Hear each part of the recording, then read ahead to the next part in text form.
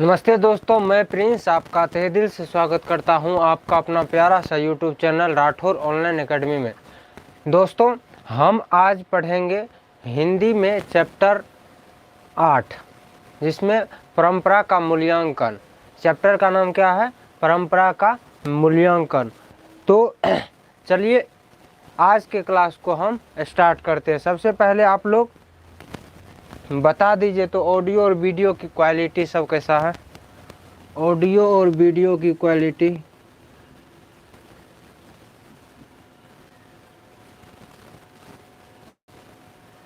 सही से दिख रहा है या नहीं? सही से दिख रहा है ना?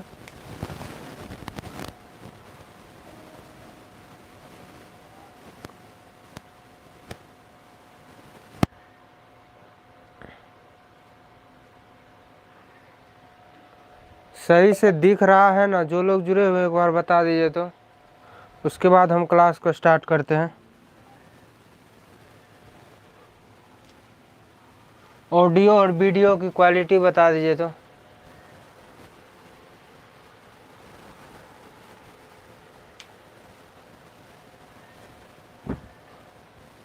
आज चैप्टर क्या होगा? परंपरा का मूल्यांकन।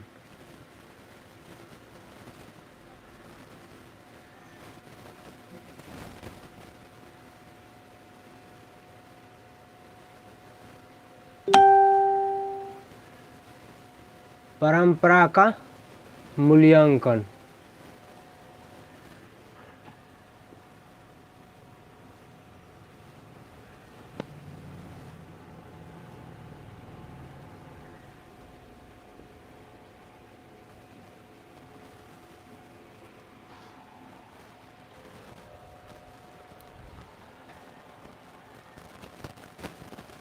सही से दिख रहा है या नहीं? एक बार बता दीजिए तो।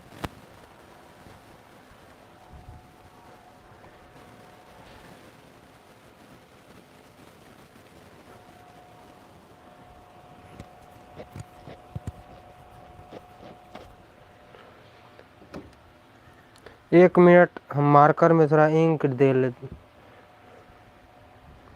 उसके बाद हम आज के क्लास को स्टार्ट करेंगे।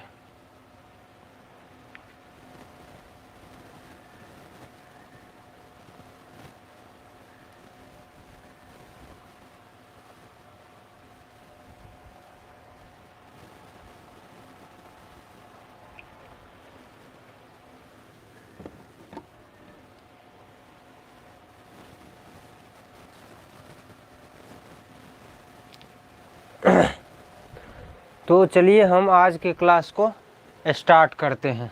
चैप्टर का नाम क्या है? परंपरा का मूल्यांकन। इसके लेखक जो हैं वह है रामविलास शर्मा। कौन है लेखक? रामविलास शर्मा।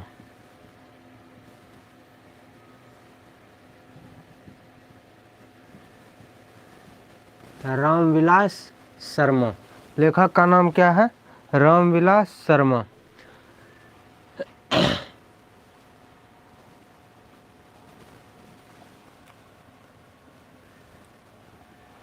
रामविलास शर्मा का जन्म रामविलास शर्मा का जन्म 10 अक्टूबर 1912 ईस्वी को हुआ था। कब हुआ था? 10 अक्टूबर 1912 ईस्वी को रामविलास शर्मा का जन्म 10 अक्टूबर 10 अक्टूबर 1912 ईस्वी को हुआ। 12 ईस्वी को हुआ।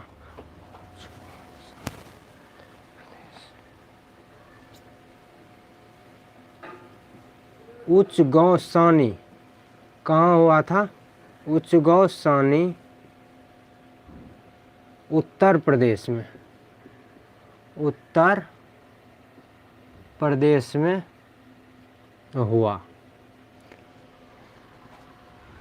अगर रामविलास शर्मा के हम जन्म का अगर हम बात करें तो रामविलास शर्मा का जन्म 10 अक्टूबर 1912 ईस्वी को उच्च गांव सानी के उत्तर प्रदेश के उच्च गांव सानी में हुआ था। कितना ईस्वी में? 1912 ईस्वी में। कहाँ पे? उच्च गांव सानी के उत्तर प्रदेश में हुआ था।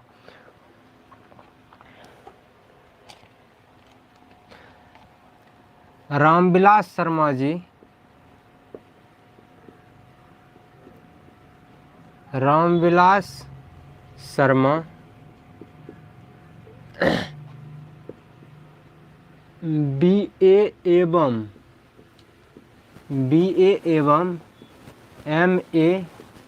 बीए एवं एमए लखनऊ विश्वविद्यालय से किए। लखनऊ विश्वविद्यालय से किए थे। लखनऊ विश्वविद्यालय से किए।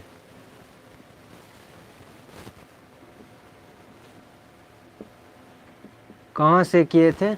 लखनऊ विश्वविद्यालय से किए थे। बीए एवं एमए कहाँ से किए थे? लखनऊ विश्वविद्यालय से किए थे। आगे हम देखेंगे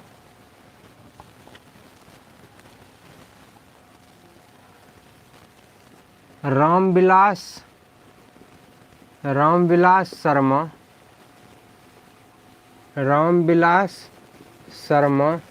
बीए जो किए थे। रामविलास शर्मा बीए जो किए थे 1932 ईस्वी में किए थे। कितना ईस्वी में? 1932 ईस्वी में किए। कितना ईस्वी में किए थे रामविलास शर्मा बीए? 1932 ईस्वी में किए थे। क्या? बीए। और अगर एमए की बात करें हम तो, अगर एमए की बात करें रामविलास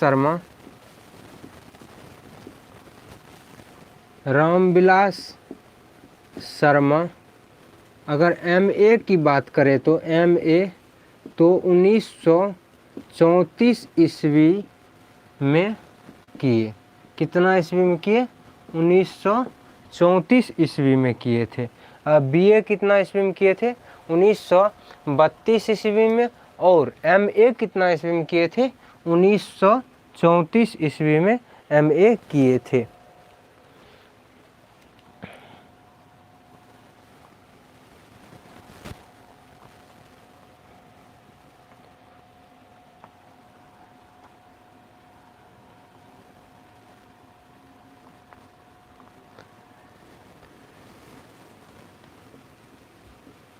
रामविलास शर्मा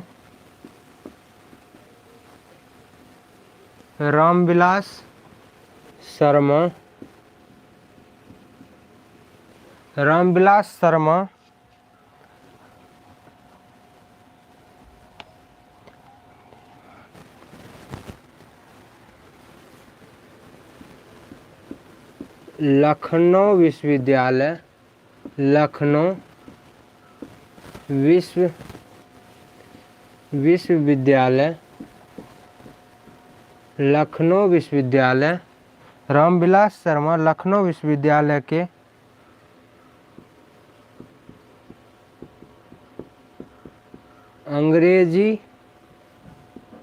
अंग्रेजी विभाग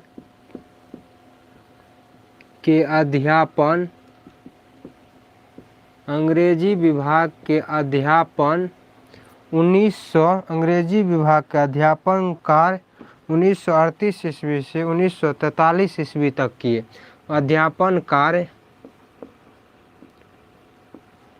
1938 से 1943 ईस्वी तक किए। कितना ईस्वी तक किए?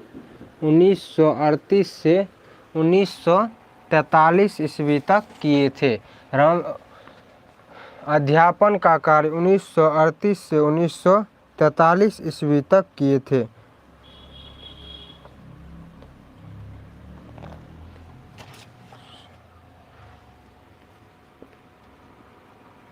एमए करने के बाद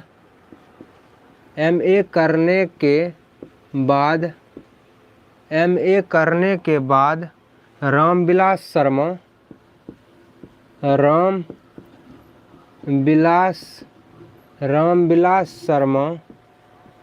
एमए करने के बाद रामविलास शर्मा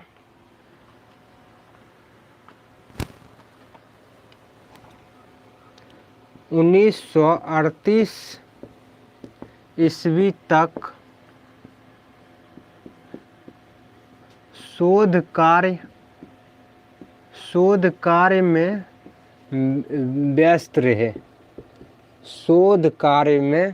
व्यस्त रहे। कितना ईस्वी तक? 1938 ईस्वी तक शोध कार्य में व्यस्त रहे थे। कौन? रामविलास शर्मा जी।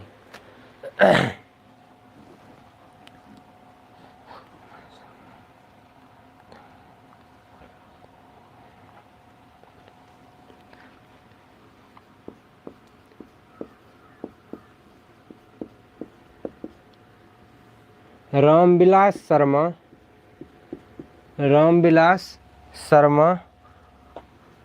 1971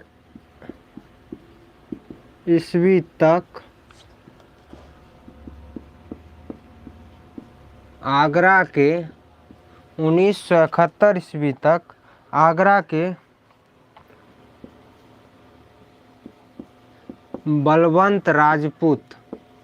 बलवंत राजपूत कॉलेज में अध्यापन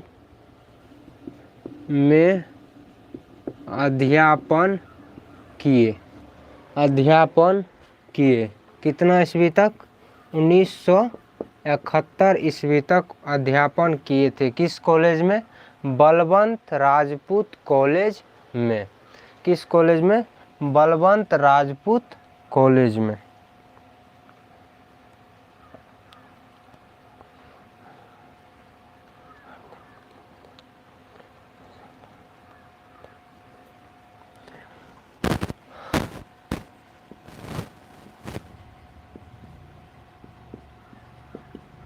रामविलास शर्मा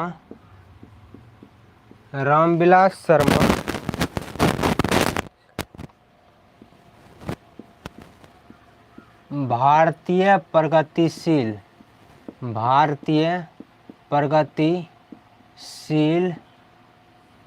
रामविलास शर्मा भारतीय प्रगतिशील लेखक संघ के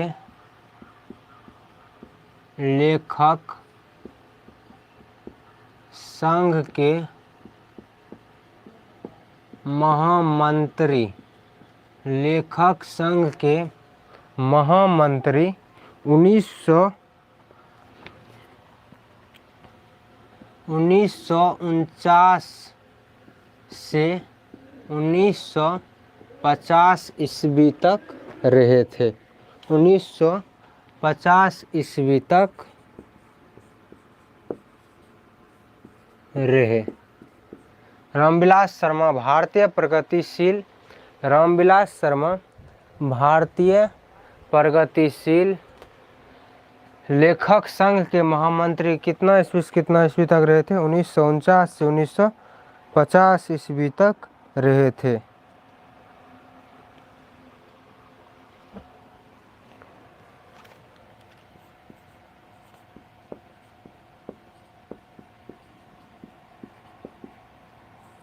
रामविलास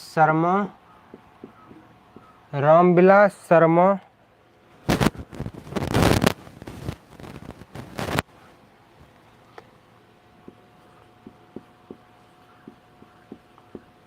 केंद्र बिंदु मार्क्सवादी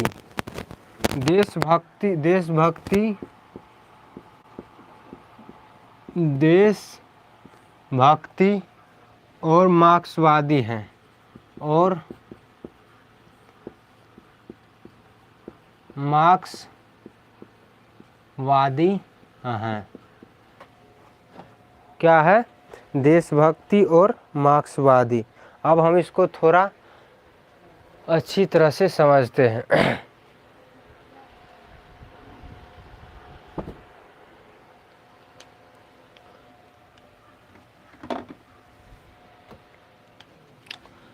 सबसे पहले हम देखेंगे, आज हम देख रहे हैं परंपरा का मूल्यांकन।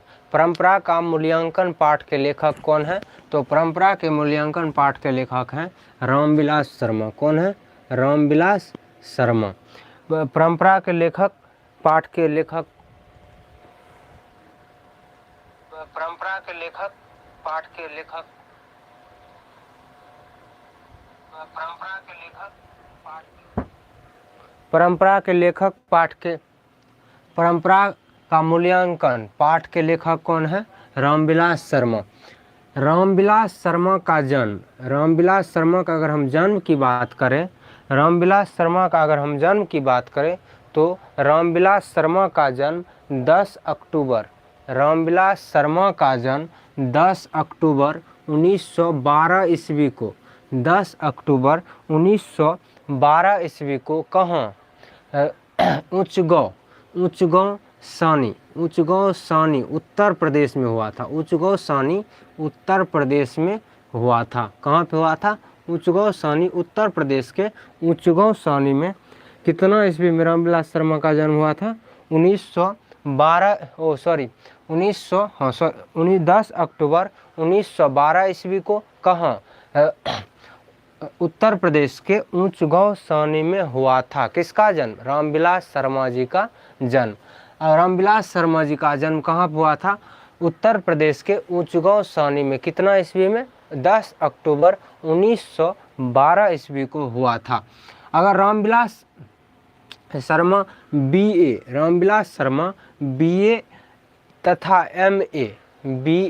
तथा एमए लखनऊ विश्वविद्यालय से किए। किस विश्वविद्यालय से किए थे? बीए तथा एमए लखनऊ विश्वविद्यालय से किए थे। किस विश्वविद्यालय से किए थे? लखनऊ विश्वविद्यालय से किए थे। ये ऑब्जेक्टिव में पूछा जाता है कि रामविलास शर्मा जी बीए किस विश्वविद्यालय से किए थे? तो लखनऊ विश्वविद्यालय से किए थे बीए। और एमए किस विश्वविद्यालय से किए थे? तो वो भी लखनऊ विश्वविद्यालय से ही किए थे। रामविलास शर्मा जी बीए तथा एमए लखनऊ विश्वविद्यालय से किए। रामविलास शर्मा बीए 1932 ईस्वी में बीए जो किए थे वह 1932 ईस्वी में किए थे। कितना ईस्वी में किए थे? 1932 ईस्वी में किए थे। रामविलास शर्मा की अगर हम बीए की बात करें कितना ईस्वी में किए थे? तो बीए जो किए थे 1932 ईस्वी में किए थे। कहाँ से? लखनऊ विश्वविद्यालय से। बीए जो किए थे रामविलास शर्मा जी 1932 ईस्वी में किए थे। कहाँ से? लखनऊ विश्वविद्यालय से। अगर रामविलास शर्मा के एमए की बात करें, अगर रामविलास शर्मा जी के एमए की बात करें तो एमए जो किए थे वह 1934 ईस्वी में किए थे। 1934 ईस्वी में एमए किए थे। 1932 ईस्वी में बीए किए और 1934 ईस्वी में एमए किए। कहाँ से? लखनऊ विश्वविद्यालय से एमए किए थे 1934 ईस्वी में। रामविलास शर्मा लखनऊ विश्वविद्यालय के अंग्रेजी विभाग के रामविलास शर्मा जो है वह लखनऊ विश्वविद्यालय के अंग्रेजी विभाग के अध्यापन कार्य। रामविलास शर्मा जी लखनऊ विश्वविद्यालय के अंग्रेजी विभाग के अध्यापन का कार्य 1938 ईस्वी से 1943 ईस्वी तक किए थे। कितना ईस्वी तक किए थे? 1938 से लेकर 1943 ईस्वी तक किए थे। किस विश्वविद्यालय से? लखनऊ विश्वविद्यालय से। किस विषय में? अंग्रेजी विभाग के। अंग्रेजी विभाग के अध्यापन का कार्य जो किए थे वह 1938 ईस्वी से 1943 ईस्वी तक किए थे।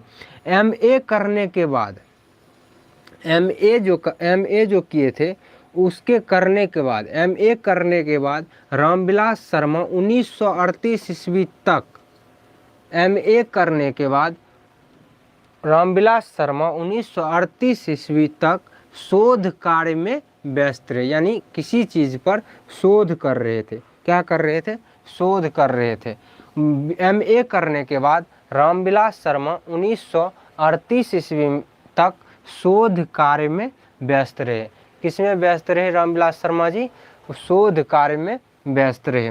रामविलास शर्मा 1971 ईस्वी तक, रामविलास शर्मा 1971 ईस्वी तक आगरा के, 1971 ईस्वी तक आगरा के बलवंत राजपूत कॉलेज, आगरा के बलवंत राजपूत कॉलेज में अध्यापन किए। रामविलास शर्मा 1971 ईस्वी में, रामविलास शर्मा 1971 ईस्वी तक आगरा के बलवंत राजपूत कॉलेज, आगरा के बलवंत राजपूत कॉलेज में अध्यापन किए। रामविलास शर्मा भारतीय प्रगतिशील लेखक, भारतीय प्रगतिशील लेखक संघ के महामंत्री। रामविलास शर्मा जी भारतीय प्रगतिशील लेखक संघ के महामंत्री 1949 से 1950 ईस्वी तक रहे। 1949 से 1950 ईस्वी तक रहे थे। कौन? रामविलास शर्मा। किस चीज़ में? भारतीय प्रगतिशील लेखक संघ के महामंत्री। कितना ईस्वी तक रहे थे? 1949 ईस्वी से 1950 ईस्वी तक रहे थे। और रामविलास शर्मा के केंद्र बिंदु यानी मुख्य फोकस, केंद्र बिंदु देशभक्ति और मार्क्सवादी है। रामविलास शर्मा का अगर मुख्य बिंदु यानी केंद्र बिंदु की अगर बात करें तो देशभक्ति एवं मार्क्सवादी हैं। अब हम आगे और देखेंगे, तो अब हम आगे देखते हैं।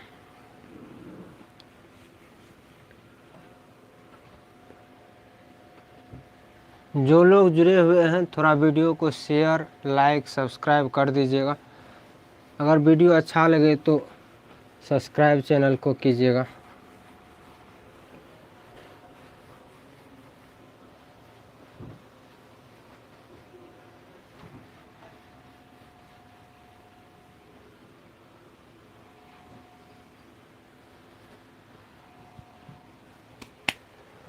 अब हम आगे देखते हैं।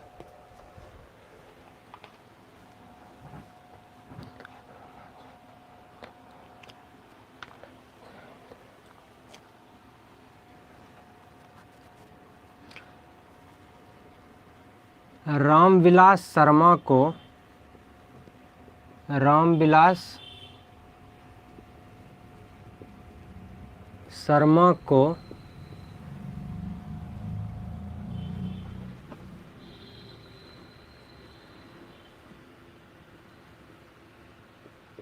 निराला की साहित्य साधना, निराला की साहित्य साधना, निराला की साहित्य साधना पुस्तक पर, साहित्य साधना पुस्तक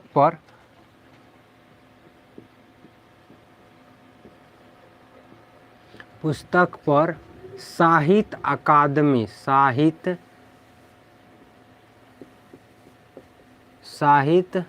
अकादमी पुरस्कार मिला। साहित्य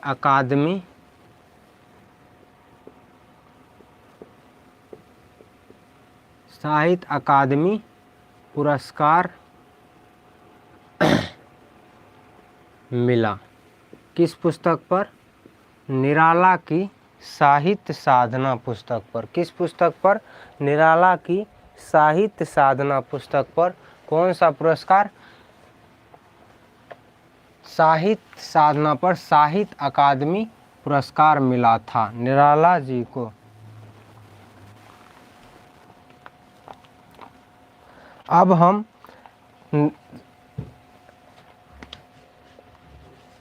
रामविलास शर्मा के रामविलास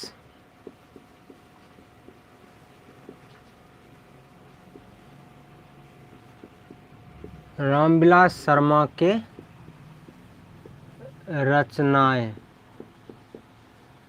रामविलास शर्मा की अब हम रचनाएं को देखेंगे।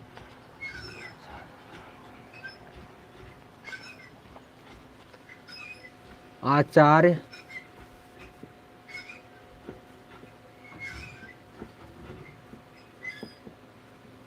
रामचंद्र शुक्ल और हिंदी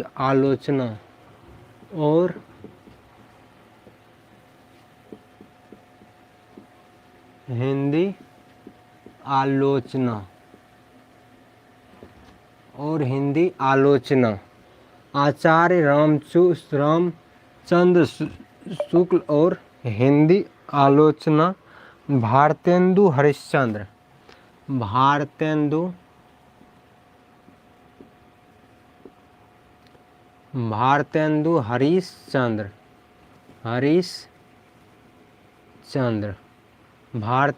हरिश्चंद्र दूसरा है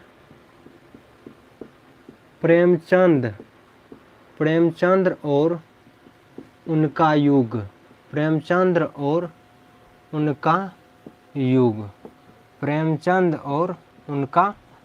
दूसरा क्या है? प्रेमचंद और उनका युग। तीसरा है भाषा और समाज। तीसरा क्या है? भाषा और समाज। तीसरा क्या है? भाषा और समाज। चौथा है महावीर प्रसाद द्विवेदी और हिंदी नवजागरण। चौथा है महावीर प्रसाद द्विवेदी। महावीर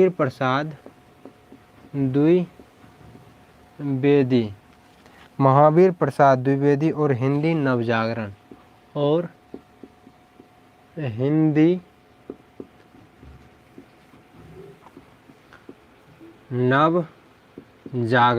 हिंदी नवजागरण।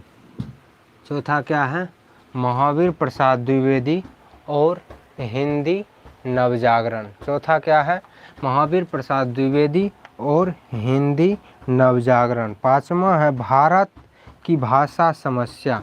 पांचवा क्या है? भारत की भाषा समस्या। पांचवा क्या है? भारत की भाषा समस्या। छठा है नई कविता और अस्तित्ववाद। नई कविता और अस्तित्ववाद।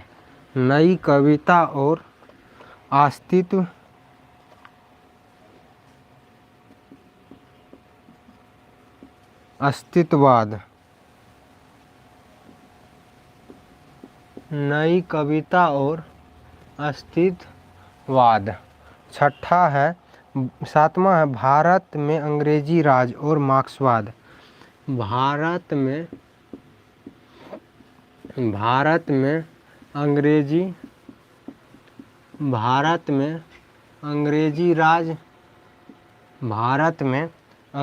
राज और मार्क्सवाद। भारत में अंग्रेजी राज और मार्क्सवाद। भारत में अंग्रेजी राज और मार्क्सवाद। सातवां है भारत के प्राचीन भाषा परिवार और हिंदी। भारत के प्राचीन भाषा भारत के प्राचीन भाषा परिवार और हिंदी। परिवार और हिंदी क्या है? भारत के प्राचीन भाषा परिवार और हिंदी। आयुष कुमार है, हेलो। भारत के प्राचीन भाषा परिवार और हिंदी। 8वां क्या है? विराम चिन्ह। विराम चिन्ह क्या है? विराम चिन्ह। और 9वां है बड़े भाई। 9वां क्या है? बड़े भाई आदि। हमने रामविलास शर्मा की रचना को देखा। अब हम आगे देखते हैं। अब हम आगे देखेंगे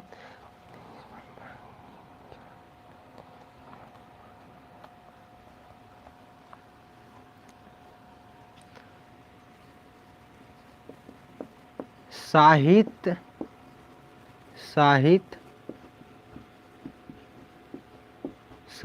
परंपरा के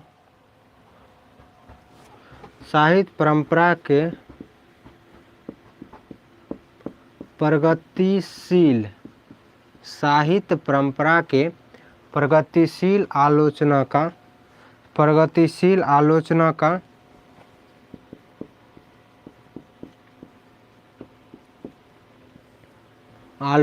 का विकास हुआ था। आलोचना का विकास हुआ था।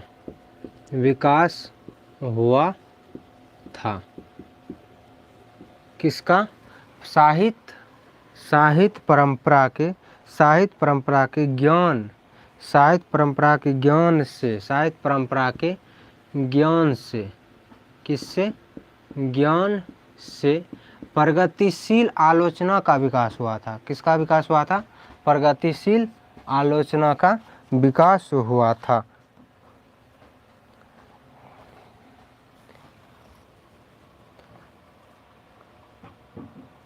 साहित्य आलोचना के ज्ञान से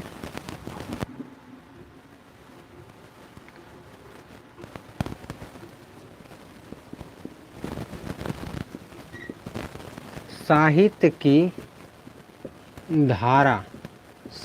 की धारा मोड़ी जा सकती है।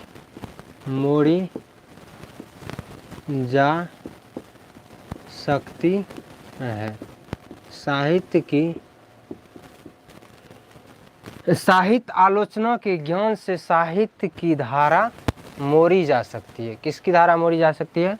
साहित्य की धारा मोड़ी जा सकती है। किससे? साहित्य आलोचना के ज्ञान से।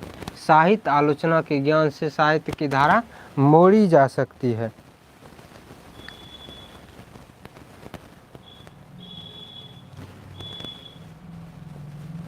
साहित्य मनुष्य के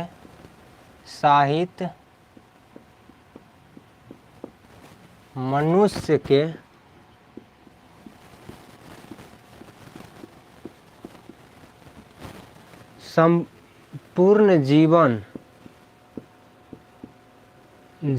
से संबंधित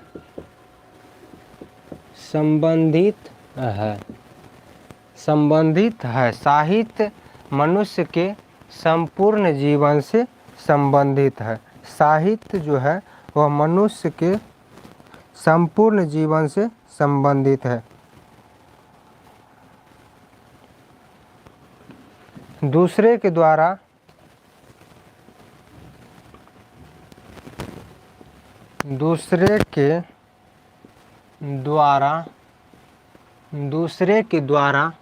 नकल कर लिखा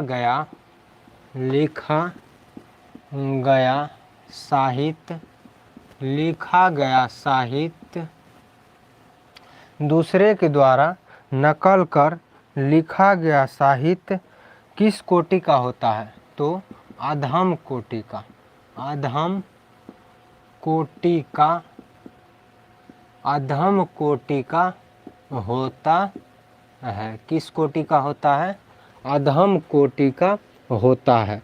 दूसरे के द्वारा यानी हम किसी की नकल करके लिखे साहित्य तो किस कोटि का होगा? वह अधम कोटि का साहित्य होगा। अब हम आगे देखेंगे। साहित्य की परंपरा का पूर्ण ज्ञान, साहित्य की परंपरा का पूर्ण ज्ञान, साहित्य की परंपरा का पूर्ण ज्ञान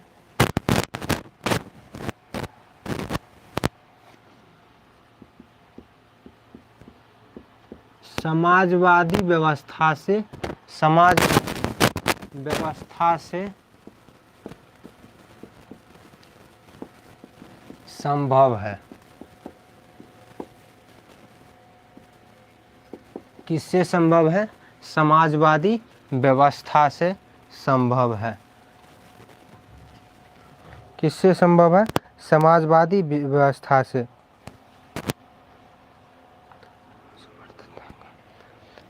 आगे है दूसरे के द्वारा, दूसरे के द्वारा नकल कर, नकल कर, दूसरे के द्वारा नकल कर लिखा गया साहित्य, लिखा गया साहित्य, दूसरे के द्वारा नकल कर लिखा गया साहित्य असमर्थता का सूचक है।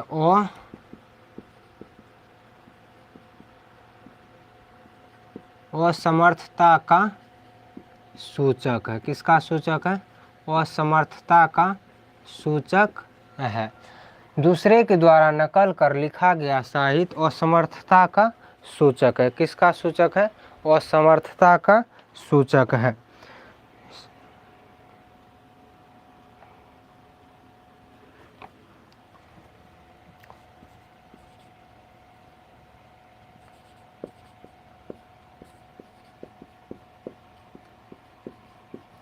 इस सामंती दुनिया में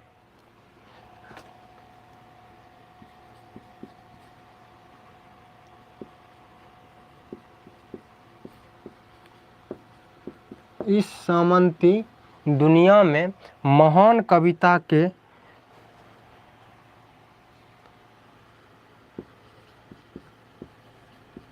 के केंद्र भारत और ईरान है। कौन है? भारत और ईरान है। भारत और ईरान है। अब हम इसको थोड़ा अच्छी तरह से समझते हैं।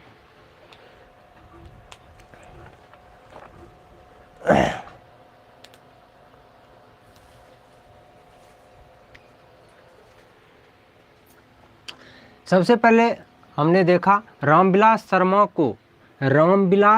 शर्मा को निराला की साहित्य साधना, निराला की साहित्य साधना पुस्तक पर। ये निराला की साहित्य साधना क्या है? तो पुस्तक का नाम निराला की साहित्य साधना पुस्तक पर साहित्य अकादमी पुरस्कार मिला था। किस पुस्तक पर? निराला की साहित्य साधना पुस्तक पर कौन सा पुरस्कार मिला था?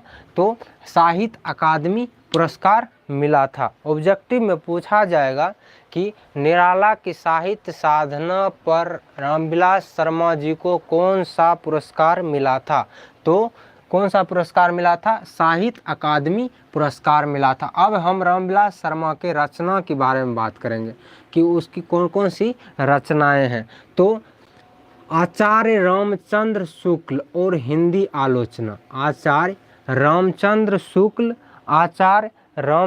शुक्ल और आचार्य रामचंद्र शुक्ल और हिंदी आलोचना भारतेंदु हरिश्चंद्र, भारतेंदु हरिश्चंद्र, प्रेमचंद्र और उनका युग, सॉरी यहाँ पे हर्षों का छूट गया, प्रेमचंद्र और उनका युग, प्रेमचंद्र और उनका युग, भारतेंदु हरिश्चंद्र, प्रेमचंद और उनका युग, भाषा और समाज, भाषा और समाज, महावीर प्रसाद, महावीर प्रसाद द्विवेदी और हिंदी नवजागरण। ये सब क्या है? रामविलास शर्मा जी की रचनाएं हैं। जी सर। राजकुमार सोनी, राजकुमार सोनी, जी सर। ध्यान से समझिएगा, थोड़ा यहाँ पे समझने वाला बात है। अब रामविलास शर्मा जी के हम रचना के बारे में बात कर रहे हैं। तो रामविलास शर्मा जी की रचनाएं हैं आचार्य रामचंद्र शुक्ल और हिंदी आलोचना, आचार्य रामचंद्र शुक्ल और हिंदी आलोचना में पहला भारतेंदु हरिश्चंद्र, भारतेंदु हरिश्चंद्र, प्रेमचंद और उनका युग, प्रेमचंद और उनका युग। तीसरा है भाषा और समाज, तीसरा क्या है? भाषा और समाज। चौथा है महावीर प्रसाद, महावीर प्रसाद द्विवेदी और हिंदी नवजागरण, महावीर प्रसाद द्विवेदी और हिंदी नवजागरण। जहाँ पर नहीं समझ में आएगा कमेंट कर दीजिएगा। महावीर प्रसाद द्विवेदी और हिंदी नवजागरण। भारत की भाषा समस्या, भारत की भाषा समस्या, भारत की भाषा समस्या। अगला है नई कविता और, नई कविता और अस्तित्ववाद, नई कविता और अस्तित्ववाद। ये सब रामविलास शर्मा जी की रचनाएं हैं, नई कविता और अस्तित्ववाद। आगे है भारत में अंग्रेजी राज, भारत में अंग्रेजी राज। क्या है? भारत में अंग्रेजी राज और मार्क्सवाद, भारत में अंग्रेजी राज और मार्क्सवाद। भारत के प्राचीन, भारत के प्राचीन भाषा परिवार और हिंदी, भारत के प्राचीन, भारत के टेस्ट कब से है? ओके, देख रहे हैं। भारत के प्राचीन भाषा परिवार और हिंदी, विराम चिन्ह, ये सब रचनाएं हैं, विराम चिन्ह और बड़े भाई आदि, ये सब क्या थे? रचनाएं थी। हमने रामविलास शर्मा जी की रचनाएं को देखा, एक बार हम फिर से इसको दोहरा देते हैं। रामविलास शर्मा जी की रचनाएं में आचार्य रामचंद्र शुक्ल और हिंदी आलोचना में भारतेंदु हरिश्चंद्र, प्रेमचंद और उनका युग, भाषा और समाज, महावीर प्रसाद द्विवेदी, महावीर प्रसाद द्विवेदी और हिंदी नवजागरण, भारत की भाषा समस्या, नई कविता और अस्तित्ववाद, भारत में अंग्रेजी राज और मार्क्सवाद, भारत के प्राचीन भाषा परिवार और हिंदी, विराम चिन्ह और अंतिम में है बड़े भाई। हमने रचनाएं को देखा। एक बार सभी बता दीजिएगा तो सही से दिख रहा है, सही से आवाज़ सुनाई दे रहा है कि नहीं? वॉइस और आपको बोर्ड पे लिखा हुआ सही से दिख रहा है या नहीं? उसके बाद हम आगे बढ़ते हैं। साहित्य परंपरा के ज्ञान, साहित्य परंपरा के ज्ञान, यहाँ पे ज्ञान, साहित्य परंपरा के ज्ञान से प्रगतिशील आलोचना का विकास हुआ। अगर प्रगतिशील आलोचना का विकास हुआ तो किसके ज्ञान से? साहित्य परंपरा के ज्ञान से। किसके ज्ञान से? साहित्य परंपरा के ज्ञान से। साहित्य आलोचना के ज्ञान से साहित्य की धारा मोड़ी जा सकती है। साहित्य की धारा वह साहित्य आलोचना के ज्ञान से ही मोड़ी जा सकती है। साहित्य आलोचना के ज्ञान से ही साहित्य की धारा मोड़ी जा सकती है। किसकी ज्ञान से? साहित्य आलोचना के ज्ञान से हम साहित्य की धारा मोड़ सकते हैं। साहित्य मनुष्य के संपूर्ण जीवन से संबंधित है। साहित्य जो है वह मनुष्य के संपूर्ण जीवन से संबंधित है। दूसरे के द्वारा नकल कर लिखा गया साहित्य, दूसरे के द्वारा नकल कर लिखा गया साहित्य अधम कोटि का होता है। किस कोटि का होता है? अधम कोटि का होता है। दूसरे के द्वारा अगर हम दूसरा का नकल कर अगर हम साहित्य को लिख रहे हैं तो वह किस कोटि का होगा? अधम कोटि का होगा। जो लोग चैनल को सब्सक्राइब नहीं किए हैं सब्सक्राइब कर लीजिएगा। लाइक नहीं किए हैं लाइक कर लीजिएगा, थोड़ा मेहनत बहुत लगता है। दूसरे के द्वारा नकल कर लिखा गया साहित्य अधम कोटि का होता है। किस कोटि का होता है? अधम कोटि का होता है। दूसरे के द्वारा नकल कर लिखा गया साहित्य अधम कोटि का होता है। साहित्य की परंपरा का पूर्ण ज्ञान, साहित्य की परंपरा का पूर्ण ज्ञान समाजवादी व्यवस्था से संभव है। समाजवादी व्यवस्था से संभव है। साहित्य का पूर्ण ज्ञान समाजवादी व्यवस्था से संभव है। अगर दूसरे के द्वारा आगे है, दूसरे के द्वारा नकल कर लिखा गया साहित्य असमर्थता की सूचक है, यानी सामर्थ्य उसमें नहीं है। यानी दूसरे के द्वारा अगर हम नकल कर साहित्य को लिख रहे हैं तो वह किसका सूचक है? असमर्थता का सूचक है। असमर्थता का सूचक है। इस सामंती में महान कविता के केंद्र भारत और ईरान है। इस सामंती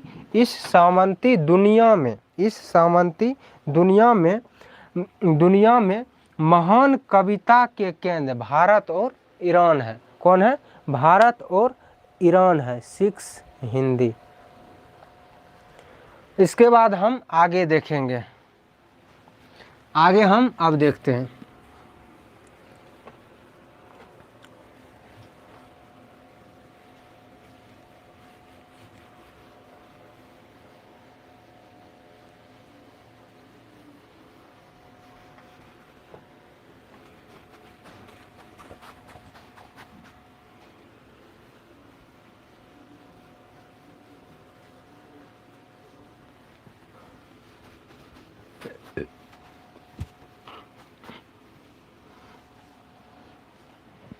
एक मिनट, थोड़ा मार्कर में इंक दे लेते हैं।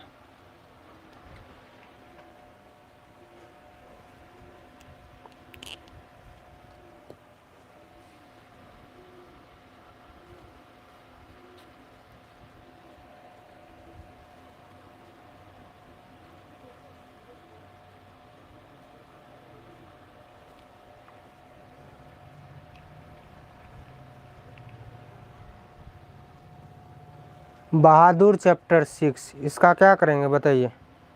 राजकुमार सोनी, आप जो बोल रहे हैं बहादुर चैप्टर 6, इसका क्या करेंगे बताइए?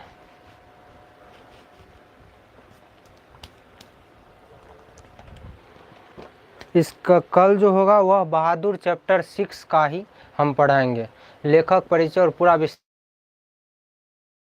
चैप्टर 6 का ही हम, जिसके लेखक हैं अमरकांत जी, तो इस चैप्टर को कल हम देखेंगे। आज हम देख रहे हैं किसको? परंपरा का मूल्यांकन। तो चलिए हम अब आगे देखते हैं।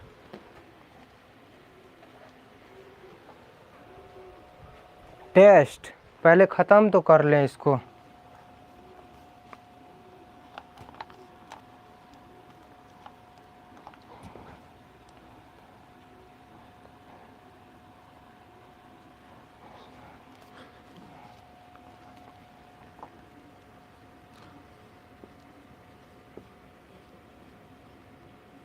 बिजली का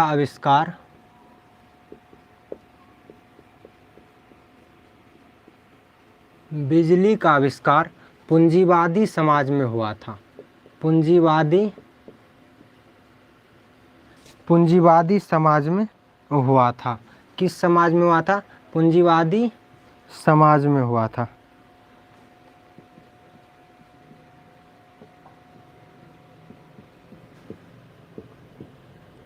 अगर बिजली का आविष्कार ऑब्जेक्टिव में पूछा जाए तो किस समाज में हुआ था? तो पूंजीवादी समाज में हुआ था।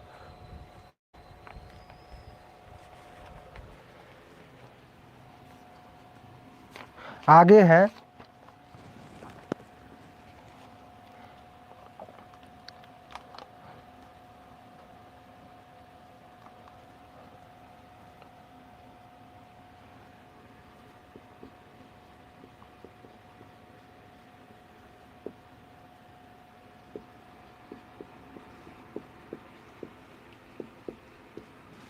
शेक्सपियर के नाटकों का उत्पादन कहीं भी नहीं हुआ। उत्पादन कहीं भी नहीं हुआ। कहीं भी नहीं हुआ। शेक्सपियर के नाटकों का उत्पादन कहीं भी नहीं हुआ।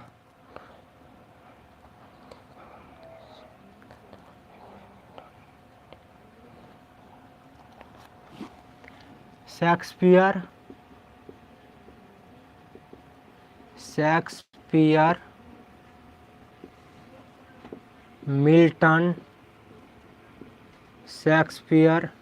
मिल्टन और शेली जो थे वह ब्रिटेन के कवि थे। ब्रिटेन के कवि हैं। शेक्सपियर, मिल्टन और शेली, यह कहाँ के कवि थे ये सब? तो ये सब जो थे वह ब्रिटेन के कवि थे। कहाँ के कवि थे? ब्रिटेन के कवि थे।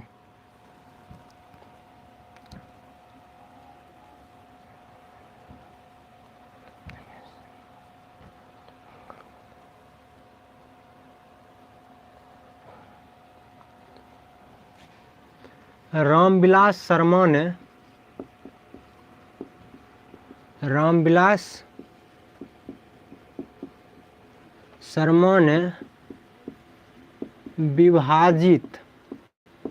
विभाजित बंगाल का तुलना विभाजित पंजाब से किया। विभाजित पंजाब से किया। किससे किया था? विभाजित पंजाब से किया था। विभाजित बंगाल का तुलना विभाजित पंजाब से किया था। आजकल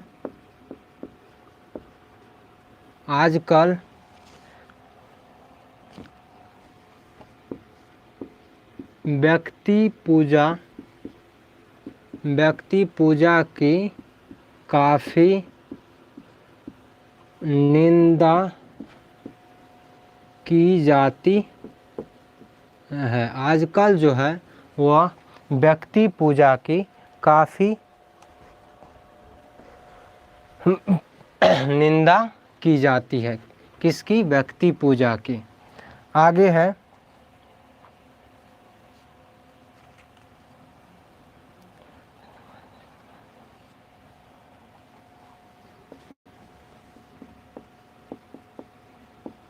सोवियत समाज जो है वह जारशाही रूस समाज से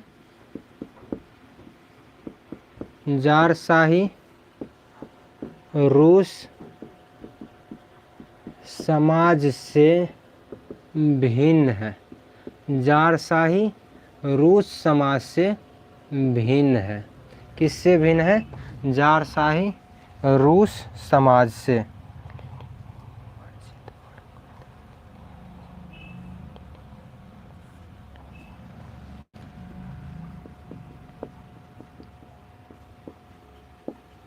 लेटिन कवि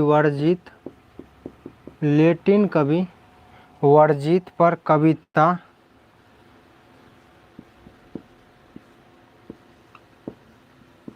कविता अंग्रेजी कवि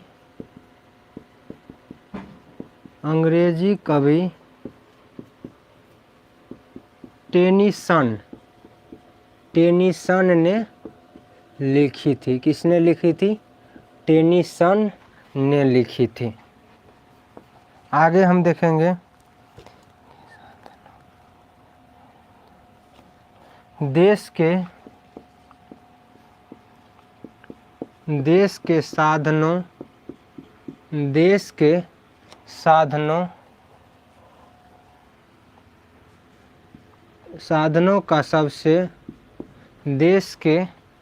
साधनों का सबसे अच्छा उपयोग सबसे अच्छा उपयोग, देश के साधनों का सबसे अच्छा उपयोग समाजवादी व्यवस्था,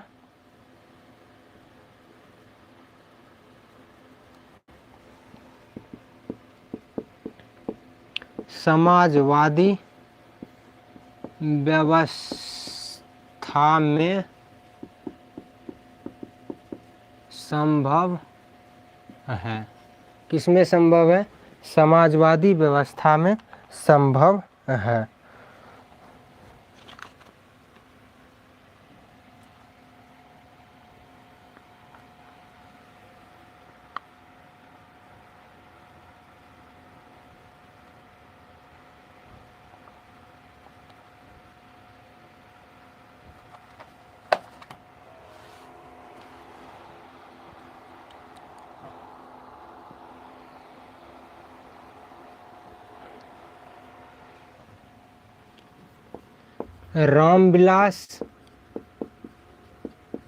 रामविलास शर्मा का निधन 30 मई 2000 ईस्वी को कहाँ पे? दिल्ली में हुआ। कहाँ पे हुआ? दिल्ली में हुआ। अब हम इसको अच्छी तरह से समझते हैं।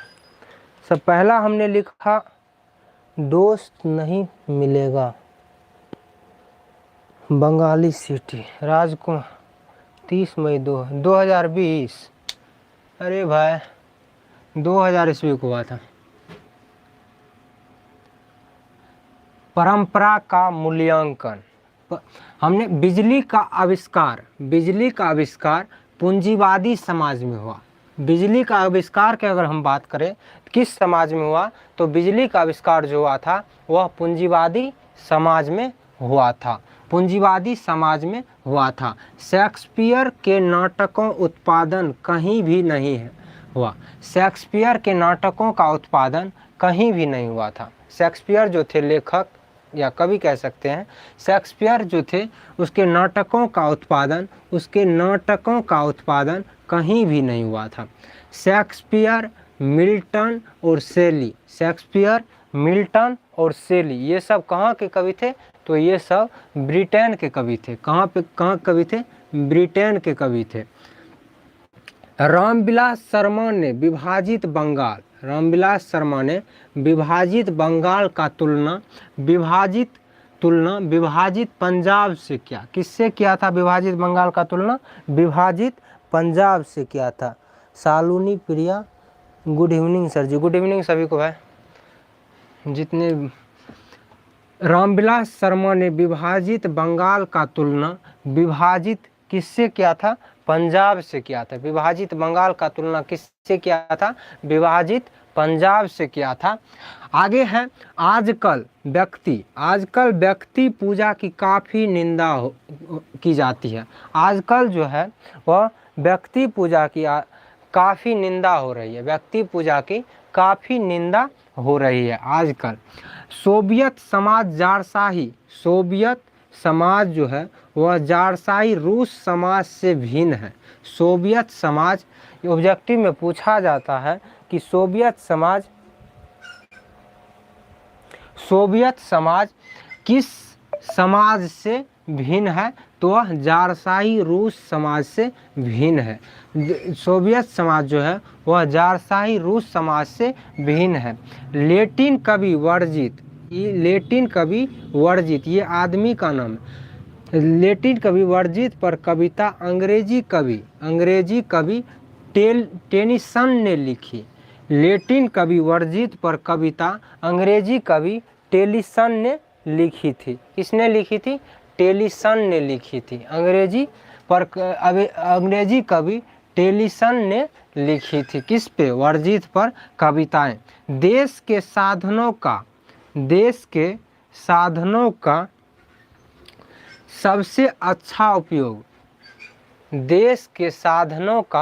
सबसे अच्छा उपयोग समाजवादी व्यवस्था में संभव है।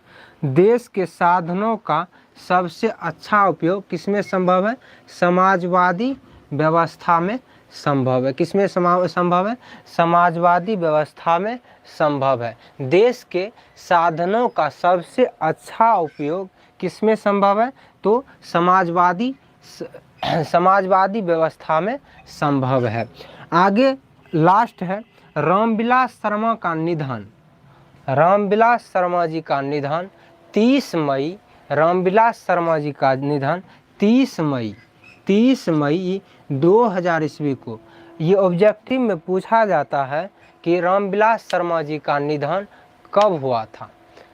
रामविलास शर्मा जी का निधन जो हुआ था वह 30 मई 2000 ईस्वी को, 30 मई 2000 ईस्वी को कहाँ पे?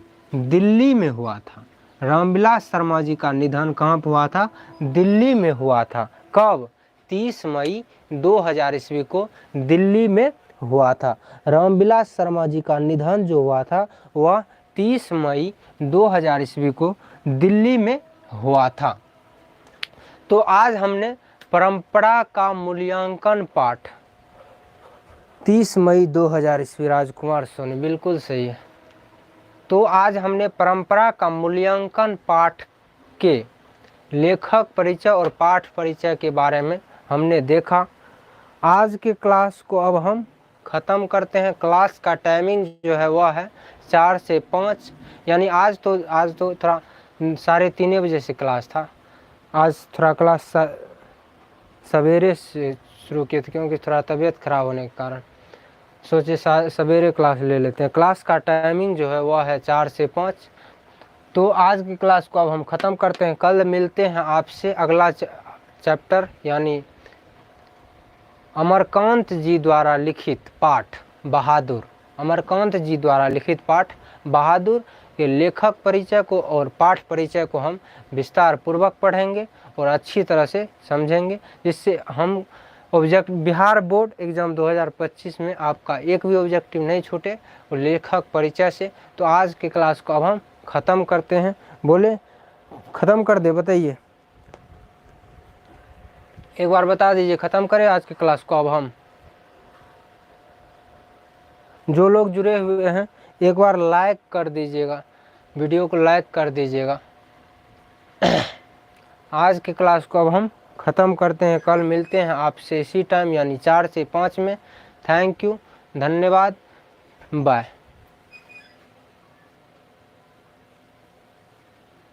अपना अपना ख्याल रखिए, पढ़ते रहिए क्योंकि एग्ज़ाम का टाइम बहुत ही कम समय बचा हुआ है एग्ज़ाम में। राजकुमार सोनी कल अब मिलते हैं आपसे, क्योंकि आज तबीयत थोड़ा ख़राब है इसलिए आज अब नहीं ले पाएंगे क्लास, सॉरी, माफ़ी चाहते हैं।